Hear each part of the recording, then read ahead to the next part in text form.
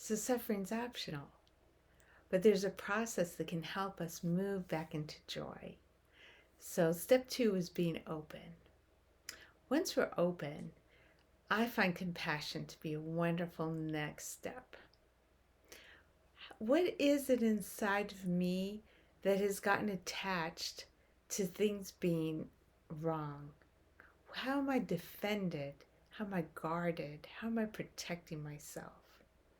So, like the example I gave about feeling stressed and then taking it out on my husband, something in me was tied to productivity, delivering to other people, taking care of other people, meeting expectations, keeping up with some artificial schedule. Boy, what a lot to live up to. And as I felt into those demands that I placed on myself, I just embraced myself with compassion.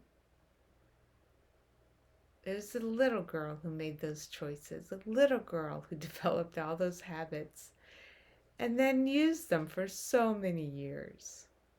So I just embraced myself with compassion. The same thing with the patient who had cirrhosis and said, I didn't know that what I was doing was bad for my liver. The part in me that wanted to make him wrong was the part who used to feel guilty if there's anybody unhappy around me. I felt like it's my responsibility to try to show people that they're loved, that life is good, that that there's care available. It's not my responsibility. Sure, there's times when I'm inspired, there's openness, and that happens. But everyone's free. Everyone's having their exact needed process, helping the greater human consciousness. I need everyone to do their part. And that's what everyone is doing. Everyone. Think of that person who irritates you the most, who gets under your skin. They're doing their part. But we have beliefs about that. And that's where it's tricky. Find out, well, where is that core belief? That I have to be quiet so I don't like this person who's noisy? Or I have to be generous so I don't like this person who's stingy? What is that core belief? And just feel into, is there room for me to have more self-care? Have I put a burden on myself that makes me lash out at someone else?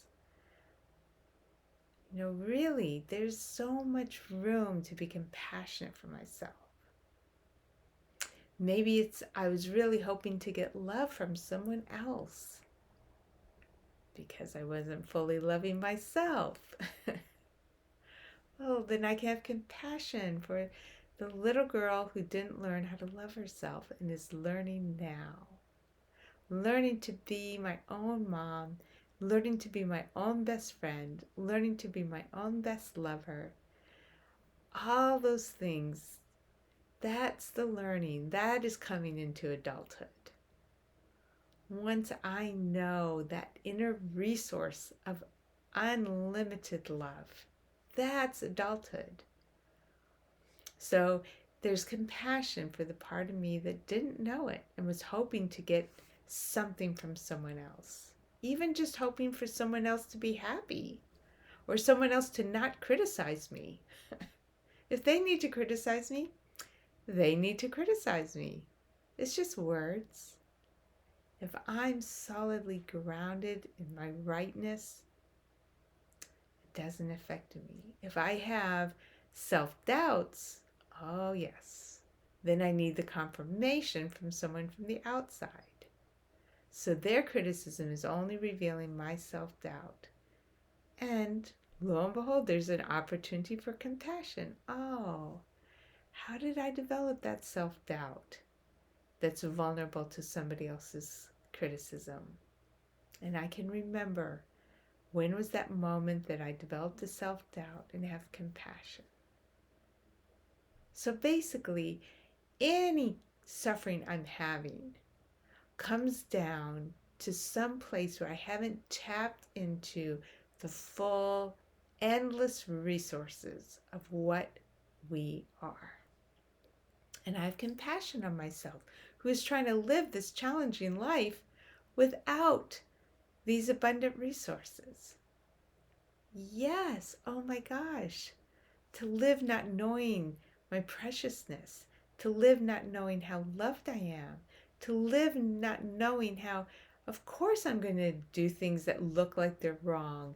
That's part of the interplay of needing each other, the interplay of growing. So once I'm recognizing all of that, then I can just pour out the compassion and reach down into those unlimited resources of what we are. That's such a relief. It's such a huge step in less suffering. Just feeling that endless love that I access through the compassion for myself. So that's step 3. The next, well, we're getting to that.